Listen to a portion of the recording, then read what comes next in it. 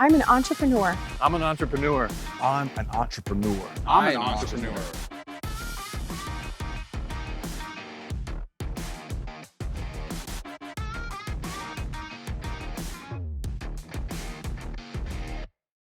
As a startup founder, you're going to have to answer a whole lot of questions. And one of the most common ones that needs to be addressed is, should I have a co-founder? Now, should you decide that you want a co-founder, you then have to answer the question of, how do I find a co-founder? Now, I'll be the first to tell you that earlier in my life, and I'm talking when I was much younger, I didn't want business partners. I didn't want co-founders. I have taken a complete 180 from that now that I have had the experience of being around and running, opening, growing several different businesses. Why is it good to have a co-founder? Because all of this is a lot of work. Everything with the startup is a lot of work. Startups do not come with owner's manuals. You have to figure a whole lot of stuff out. So if you do decide to have a co-founder, and I'm not going to address how to what to look for in a co-founder in this video. Instead, I'm going to talk about how to find one.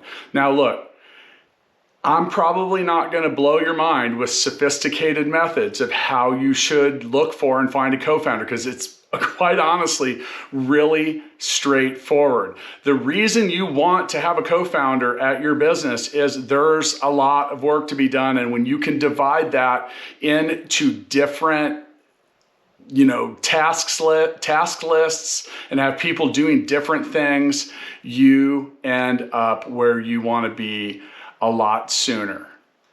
So when looking for a co-founder, as I mentioned, this doesn't have to be an overly sophisticated or difficult process. You first want to start with your own network.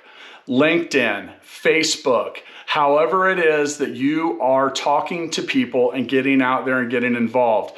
I'm personally a member of dozens of different entrepreneur and startup groups in which I can make a post and ask the group questions, whether it be for input, advice, or, hey, I have a new venture. I'm seeking a co-founder. Who would like to talk to me about it? It's really that simple, people. You just have to put out the feelers and say that you are seeking some help. Once you get through your own personal network, you can immediately turn to referrals. Go to people that you know that might know the kind of entrepreneurs or potential co-founders that you want to be in business with. This is a really effective way of finding people that you can get the real story on. You want to learn how reliable they are, how smart they are, how enterprising they are, what their reputation is like, and no one is going to be able to tell you that faster and better than people that already know your potential future co-founders. All right, so we already exhausted our personal network and we look for referrals. If that didn't work, or amidst doing the other two, hey, let's ask Google. There are a whole lot of sites, organizations, and places where your future co-founder is looking for you as well. I'm not even going to list them because there really are that many. There's organizations, websites, things that exist strictly for the purpose of pairing together founders. Your next bet is to just start looking in your local economic development scene.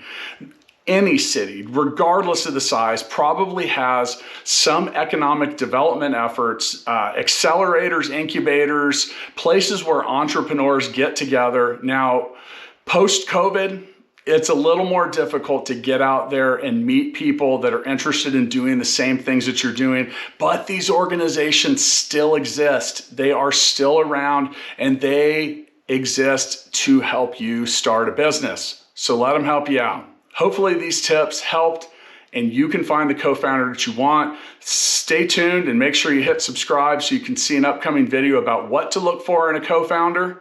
See you next time.